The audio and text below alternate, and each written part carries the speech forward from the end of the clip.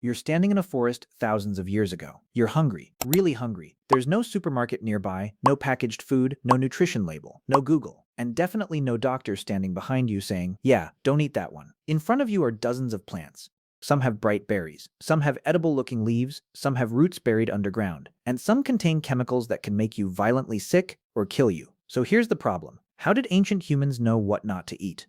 Because every meal came with a question modern humans almost never have to ask: is this food or is this poison? The obvious answer seems terrifying. Trial and error. Someone eats a plant. If they survive, everyone remembers it. If they don't, well, that's a very effective way to permanently remove one member from the research team. But that's not really how human food knowledge developed. The real story is much more interesting. Because long before humans had agriculture, laboratories, or written language, they were already building something incredibly valuable: a massive database of information about the natural world. And that database lived inside people's memories.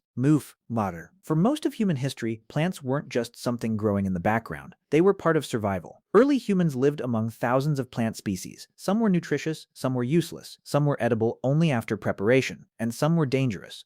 The problem was that poisonous plants didn't necessarily look poisonous. A toxic berry could look delicious. A dangerous seed could look almost identical to a harmless one. And sometimes the same plant could be safe in one form and dangerous in another. So humans needed more than instinct.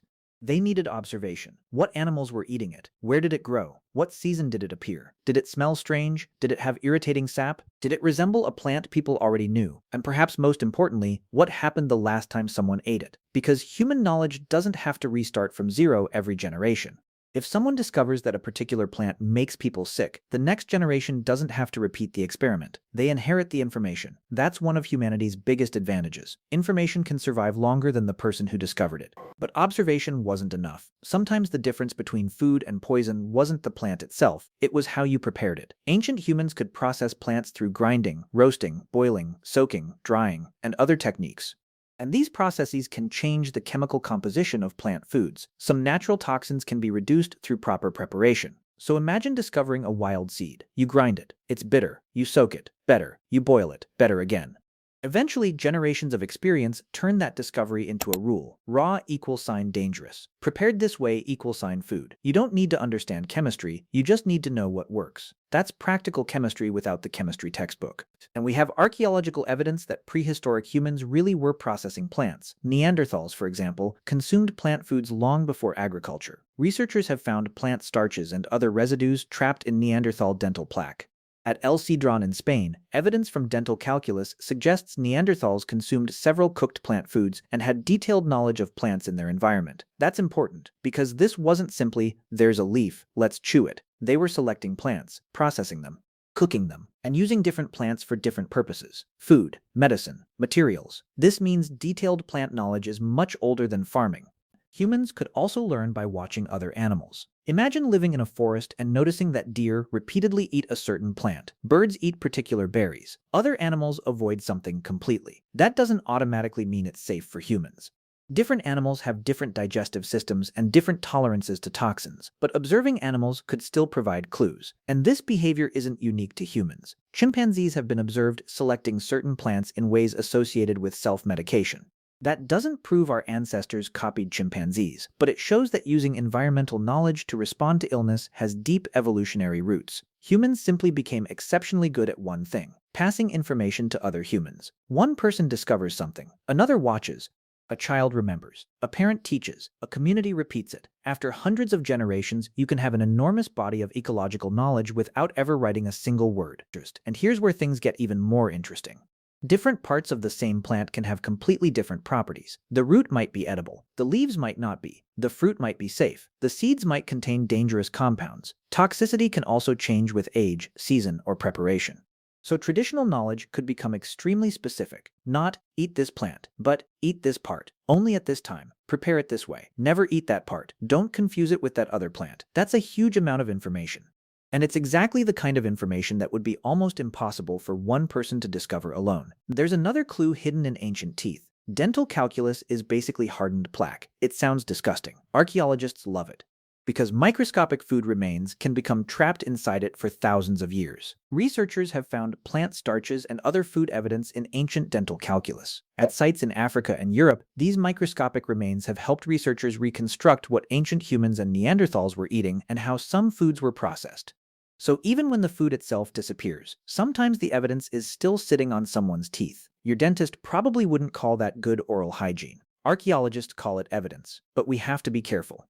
Finding a plant at an archaeological site doesn't automatically prove that humans ate it. It could have been used as medicine, fuel, animal feed, building material, or something else. Researchers have to combine different types of evidence: plant remains, burned seeds, grinding stones, cooking residues, dental calculus, chemical traces, and the context in which everything was found. That's why prehistoric diets are sometimes difficult to reconstruct. We know a surprising amount, but we don't know everything. And that's important because it's easy to turn an interesting possibility into a fake certainty. Now imagine your group moves into a completely new environment. The plants are different, the animals are different, the seasons are different. Suddenly, some of the knowledge you've inherited isn't enough. You can't genetically evolve a new digestive system every time you encounter a new plant. But you can learn, you can watch, you can experiment carefully, and you can remember. Then you can teach someone else.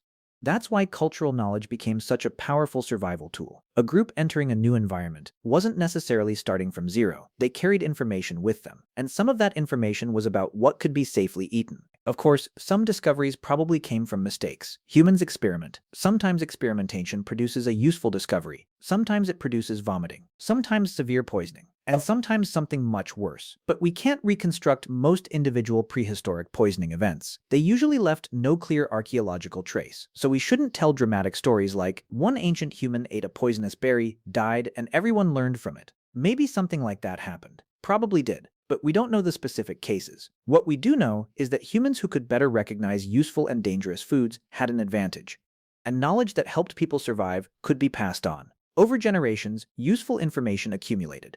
Eventually, humans changed the entire food system, agriculture. Instead of constantly searching for wild plants, humans began deliberately growing selected species. And once people controlled which plants they cultivated, they could select useful traits over generations. Bigger seeds, more edible flesh, less bitterness, easier harvesting, better yields. Some wild plants that were difficult or unpleasant to eat became important crops. But agriculture didn't eliminate plant toxins. Many crops still contain natural defensive chemicals. Humans simply became better at controlling how those plants were prepared and consumed. The ancient problem didn't disappear. It became part of cooking. Today, most of us have almost completely outsourced this problem. You walk into a supermarket. Food has labels. Ingredients are listed. Dangerous species are usually nowhere near the produce section. You don't need to identify edible roots by smell. You don't need to know which leaves require boiling. You don't need to recognize poisonous berries. You just pick something up and scan the barcode. Our ancestors didn't have that luxury. Their food knowledge had to exist inside their heads. And getting it wrong could mean serious illness or death. So how did ancient humans know what not to eat? Not through one magical discovery. Not because someone created the first prehistoric food safety manual. And probably not because humans simply ate everything and waited to see who survived. It was a much slower process. Observation, memory, experience, environmental knowledge, cooking, processing, and social learning. Some discoveries were probably accidental, some were deliberate, some knowledge was lost, some was rediscovered, and some survived for thousands of years. The remarkable part isn't that ancient humans knew every poisonous plant. They didn't. They didn't need to. They needed enough knowledge to survive in the environment around them. They learned which plants were worth collecting, which ones needed preparation, which parts were safe, which parts weren't, and which plants were better left exactly where they found them.